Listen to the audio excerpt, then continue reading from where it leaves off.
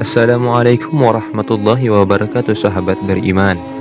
Iblis merupakan makhluk yang dilaknat Allah Subhanahu wa taala dan selalu menggoda manusia agar memiliki jalan menuju neraka. Sejak awal diciptakannya manusia, yakni Nabi Adam alaihissalam, iblis sudah menunjukkan permusuhannya. Namun sebelum lanjut, langkah baiknya untuk mendukung channel ini dengan menekan tombol like dan subscribe. Banyak yang berpikir dan bertanya-tanya, jika iblis memang sejahat itu, mengapa Allah tidak membinasakannya saja?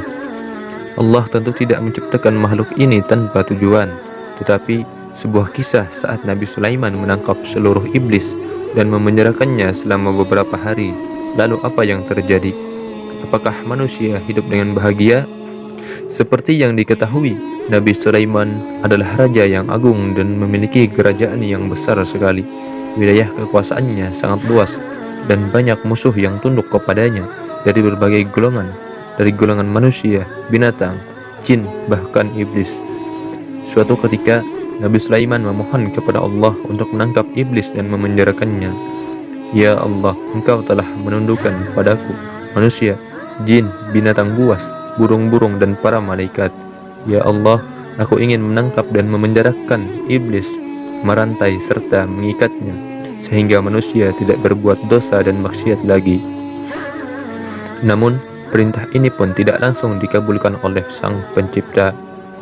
Allah mewahyukan kepada Nabi Sulaiman bahwa tidak ada baiknya jika iblis ditangkap atau dibinasakan. Tapi Nabi Sulaiman tetap memohon, Ya Allah, keberadaan makhluk terkutuk ini tidak ada kebaikan di dalamnya. Ya Allah, aku ingin menangkap makhluk terkutuk ini selama beberapa hari saja. Allah menjawab, Bismillah, dengan menyebut nama Allah, tangkaplah iblis itu. Kemudian Nabi Sulaiman menangkap iblis, mengikat dan memenjarakannya. Setelah para iblis ditangkap, pada suatu pagi Nabi Sulaiman mengutus pekerjanya untuk menjual tas-tas buatannya ke pasar. Namun ternyata pasar tutup semua dan tidak ada yang berjualan. Lalu mereka memberitahukan hal itu kepada Nabi Sulaiman. Nabi Sulaiman bertanya-tanya, apa yang terjadi? Pekerjanya menjawab, kami tidak tahu. Maka pada malam itu, Nabi Sulaiman tidak makan dan hanya minum air saja. Hari berikutnya, anak buah Nabi Sulaiman kembali menuju pasar hendak menjual tas-tas produksi Nabi Sulaiman. Ternyata kembali mereka mendapati pasar masih sepi seperti kemarin. Pasar masih tutup. Orang-orang menunjukkan kuburan, mengingat kematian, menangis dan meratap. Mereka sibuk mempersiapkan bekal menuju ke akhirat tanpa memperdulikan lagi keindahan duniawi.